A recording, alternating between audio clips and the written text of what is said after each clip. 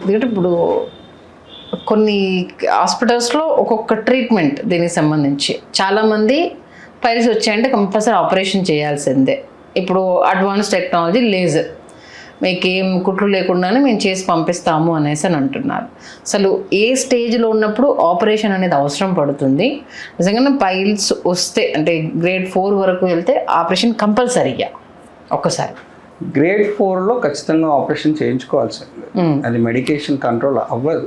ఎందుకు అంటే మీకు డైలీ డిఫికేషన్లో అది ప్రొలాప్స్ అవుతూ కిందికి రెక్టంతో సహా వస్తూ బయటికి వస్తూ ఉంటుంది. దాంట్లో బ్లడ్ ఆల్రెడీ క్లాట్ అయిపోయి ఉంటాయి. ఇన్ఫెక్షన్కి రావడానికి చాలా ఛాన్సెస్ ఉంటాయి. 90% ఇన్ఫెక్షన్ అవ్వడానికి ఛాన్స్ ఉంటుంది.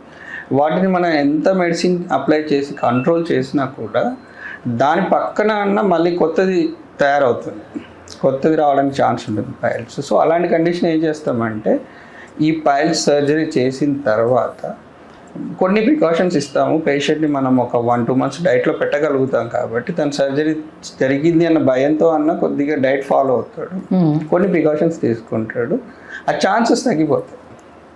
ఇన్ఫెక్షన్ కూడా మనం కంట్రోల్ చేయగలుగుతాము. ఈ యానస్కి సంబంధించిన కాంప్లికేషన్స్ ఏమన్నా ఉన్నా కూడా తగ్గడానికి అవకాశం ఉంటుంది. బట్ చాలామంది ఏంటి అంటే ఆపరేషన్ లేకుండా మీకు పైల్స్ తగ్గించబడునని ఎవరన్నా బోర్డు పెడితే, ఎవరన్నా వీడియోస్ పెడితే వాళ్ళని ఎక్కువగా ఫాలో అవుతుంటారు. అవి తగ్గవు. వీళ్ళేంటి అంటే రిలాక్స్ అయింది కదా, పైల్సే కదా చూసుకుందాం.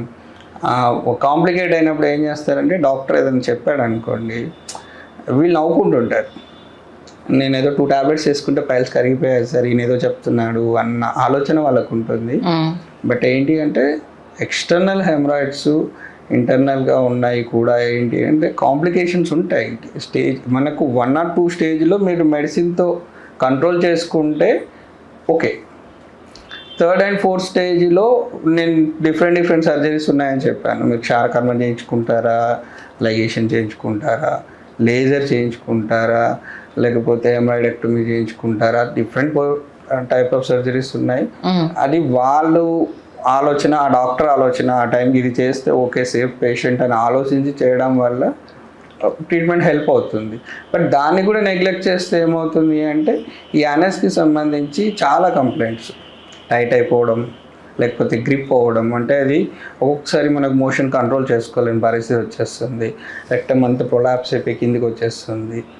తర్వాత కూర్చోడానికి పెయిన్ ఉంటుంది. ఈవెన్ ఫ్యూచర్లో ఒకవేళ అది ఫెయిల్ అయితే మోషన్ పోవడానికి కూడా డోర్స్ ఓపెన్ లేక క్లోజ్ అయిపోతాయి, జీవితాంతం నరకము అనేసి అని. అవును. వీళ్ళేంటి యానల్ డైలేటర్స్ అంటే మనం ఒక యానల్ డైలేటర్ లోపలికి ఇన్సర్ట్ చేస్తే అది కొద్దిగా కండరాలు కొంతసేపు వరకు డైలేట్ అయిపోయి ఉంటుంది. ఆ టైంలోనే వీళ్ళు మోషన్ అయిపోవాలి. ఓకే. మళ్ళీ కొంతసేపు అయిన దగ్గరకు వచ్చేస్తుంది. దానికి ఎంతసేపు చేయగలిగితే అంతసేపే. ఇంకా చెప్పడానికి బాధగా ఉంటుంది. కొంతమంది ఫింగర్ పెట్టి కూడా ఫీసెస్ని బయటికి తీసుకోవాల్సిన పరిస్థితి వస్తుంది. ఓకే. మీరు చూసారు అలాంటి కేసెస్? ఉన్నాయి, చాలా వస్తారు. వీళ్ళు ఏంటి అంటే ఫస్ట్ అసలు చెప్పరు, మాకు సింపుల్గా ఆయుర్వేదిక్ ట్రీట్మెంటే తీసుకున్నాం సార్ అని చెప్పేస్తారు. ఎలాంటి ట్రీట్మెంట్ అని అడుగుతాం. ఆయుర్వేదిక్ ట్రీట్మెంట్ అంటే ఎలాంటి ట్రీట్మెంట్ అని అడుగుతాం. యాక్చువల్ వాళ్ళు తీసుకునే ఆయుర్వేదిక్ ట్రీట్మెంట్ కాదు. ఈ నాటు వైద్యంలో చాలామంది పైల్స్ క్లినిక్ అని పెడుతూ ఉంటారు. అలాంటి వాళ్ళ దగ్గరికి వెళ్ళేసి ఏదో ఒక అప్లికేషన్ తీసుకొని వాళ్ళది ట్యాబ్లెట్స్ ఒక 1 week వాడండి అసలు మీకు మళ్ళీ రావు అని చెప్పేయడం, లేకపోతే వాడి దగ్గర ఉన్న మెడిసిన్ ఏదో అప్లై చేసుకోండి తగ్గిపోతాయి అని చెప్పేయడం. వాడు లైగేట్ చేశాడు సార్, మాకు ఏదో తాళ్ళగా కట్టేశాడు, వారానికే మారిపోయింది అని చెప్తుంటారు. నేను ఈ మధ్యకాలంలో 2-3 చూశాను సరే చిట్కాలు. ఒక చాలా పెద్ద ఆయనే ఆయుర్వేదానికి సంబంధించి వైజాగ్లో ఉంటారు, మేబీ ఇప్పుడు ఉన్నారో లేదో తెలీదు. జీలకర్ర, బెల్లము, పసుపు 3 వేడి చేసేసి యానల్ దగ్గర పెట్టేసి తమలపాకు తోటి గట్టిగా నైట్ కట్టేసి పడుకుంటే అట్లా కంటిన్యూగా 1 month 40 days చేస్తే రిజల్ట్ ఉంటుంది అని చూశాను. ఇంకొక దగ్గర ఏంటంటే ఫస్ట్ స్టేజ్లో ఉన్న వాళ్ళకి మీరు ఇది ఒక్కటి చెప్తాను, ఆపకండి. ఎవరు ఫీల్ అయినా కానీ చెప్తాను. విన్న తర్వాత చాలా మంది ఫీల్ అవుతారేమో తెలియదు. ఈ వైద్యం ఒక దగ్గర ఉంది, ఇది పశు వైద్యం అంటారు.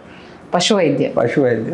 మీరు ఇంట్లో మీరు ఏ పల్లెటూరుకని వెళ్ళి పశువులకి కాలినప్పుడు ఏదన్నా దెబ్బలు ఇంజురీస్ జరిగినప్పుడు ఇలాంటిది ఒక ప్రిపరేషన్ చేసి పెడతారు పురుగులు పట్టకుండా ఉండడానికి. ఓకే. మీరు ఏ వ్యవసాయదారుని పశువులు పెంచిన ఏ వ్యవసాయదారుని అడిగినా కూడా ఇదే చిట్కా చెప్తారు. మరి పశువులకు చేసేది జనాలకు చెప్తున్నారా సార్? ఇంక ఏమైందంటే ఆయుర్వేదాల్లో జీలకర్ర ఉంది కదా, మెంతులు ఉన్నాయి కదా, అవి ఆయుర్వేదిక్నే చెప్తే వింటారు అంటారు. ఇది పశువైద్యం. మీరు పశువైద్యం పుస్తకం ఓపెన్ చేస్తే వూండ్ హీలింగ్కి ఇలాంటిది ఒక ప్రిపరేషన్ ఉంటుంది, చెక్ చేసుకోండి. ఓకే. దాంట్లో నేను నో డౌట్ ఎక్కడికి వచ్చి మాట్లాడమన్నా మాట్లాడు. బెల్లం ఎందుకు వాడతారు? యాంటీబ్యాక్టీరియా, వేడి చేస్తుంది బాగా. ఆ బ్లీడింగ్ ఏదైతే ఉంటుందో, ఇన్ఫెక్షన్ ఏదైతే ఉంటుందో అది డ్రైన్ చేయడానికి, లోకలైజ్డ్గా ఉన్న ఇన్ఫెక్షన్ డ్రైన్ చేయడానికి బెల్లం జీలకర్ర కలిపేసి ఎక్కడైతే దెబ్బ తగిలిందో మూటలాగా కడతారు పశువులు. పశువులకి ఎక్కువగా ఇంజరీస్ ఎక్కడ అవుతాయి? తలలో అవి రెండు కొట్టుకోవడము, లేకపోతే ఈ కాడి కడతారు కదా అక్కడ ఏదన్నా దెబ్బలు తగడము, కొట్లాడుకున్నప్పుడు ఏదన్నా ఈ మెడ చుట్టూ ఎక్కువ ఎందుకు జరుగుతాయి అంటే వీళ్ళు ఏమైనా కట్టడము, బరువు కోసము కట్టడము, లేకపోతే పశువులు కొట్టుకున్నప్పుడు కొమ్ములు గుచ్చుకొని, ఈ పక్షులు కూడా పొడిచేది కూడా పాపం అక్కడే పొడుస్తుంటాయి మెడ చుట్టూ. ఇలాంటి వాటిల్లో ఎక్కువగా వూండ్ అయితే ఇలాంటి రెమెడీస్ వాడుతుంటారు. ఓకే. నల్లగల్జేరాకని, లేకపోతే ఈ బెల్లం ఎక్కువ కలిపి, బెల్లాన్ని ఇలాంటివి మిరియాలలో వాటిలలో కలిపి పెట్టడం, ముద్దగట్టి పెట్టడం, ఇవన్నీ పశువైద్యం సిద్ధాంతాలు. ఇవన్నీ నల్లగలిజేరాక సమేతగా పొద్దున్నే పసరు తాగిస్తారు. అంటే ఇళ్లలో చూసినవి ఇవి 3-4 days వరకు ఓన్లీ లిక్విడ్ మాత్రమే తాగాలి, రైస్ అసలు ముట్టకూడదు, కారం తగలకూడదు, పరిగడుపున మాత్రమే అది తాగాలి. అది తాగిన తర్వాత ఫస్ట్ స్టేజ్ ఉన్న వాళ్ళకి వెళ్ళిపోతాయి అనేది పైల్స్ అనేవి. అదే చెప్తున్నాను కదా, ఇదంతా పశువైద్యంలో నుంచి కూడా. అంటే చెట్టుకి అవునన్నా కాదు ఒక మహత్యం ఉంటుంది, అది కాస్త కూస్తో హీల్ చేస్తుంది అనేది పెద్దవాళ్ళ నమ్మకం.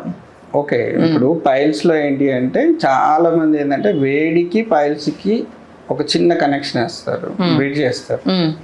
ఆ బ్రిడ్జ్లో ఏంటి అంటే మనం ఆ బ్రిడ్జ్ మీద ట్రావెల్ చేయాలి అంటే మనకు ఒంటికి చల్లదనం ఇచ్చేవి ఏంటి కొబ్బరి బొండాలు, మజ్జిగ, లేకపోతే మీరు చెప్పినట్టు ఆకులు, ఇలాంటివన్నీ ఏం చేస్తారు అంటే కొద్దిగా వాటికి సంబంధించి తాగండి, మీకు బాడీ కూల్ అవుతే పైల్స్ తగ్గిపోతాయి. ఆ కాన్సెప్ట్లో నుంచి వచ్చినవి అలోవెరా జ్యూసులు, ఈ నల్లగల్జేరాకు, లేకపోతే మీకు ఈ నిమ్మకాయ రసాలు, ఇవన్నీ ఏంటి అంటే ఆకోవలోంచి తీసుకున్నారు. అంటే మనం చెప్పకూడదు కానీ ఒక 10 years బ్యాక్ గోధుమ గడ్డి తాగండి. ఓకే. అంటే మనం ఇన్ని సంవత్సరాలు బతికేందంటే లాస్ట్ గడ్డి తినిపించారు మనతోటి. ఈ సిద్ధాంతం అయితే నేను నమ్ముతున్నాను. మనం లాస్ట్ గడ్డి తినే స్థాయికి వచ్చేసాం మనం. తినడానికి కూడా రెడీ అయిపోతున్నాం, రెడీ అయ్యాం. తిన్నారు, గడ్డి తిన్న వాళ్ళు, గోధుమ గడ్డి తిన్న వాళ్ళు చాలా మంది ఉన్నారు. సడన్ గా మరి ఇప్పుడు మానేశారు ఎందుకో తెలియదు కానీ గడ్డి తినే స్థాయి వరకు కూడా వచ్చాం మనం. అందులో పశువైద్యం తీసుకోవడంలో తప్పలేదు. ఓకే. కామన్ గా పశువైద్యం వాడుకోండి, ఇక తప్పలేదు. వాళ్ళకి అంత నమ్మకంగా నేను చెప్తున్నప్పుడు బెల్లాన్ని వూండ్ హీలింగ్లో పశువులకి వాడతారు. ఓకే.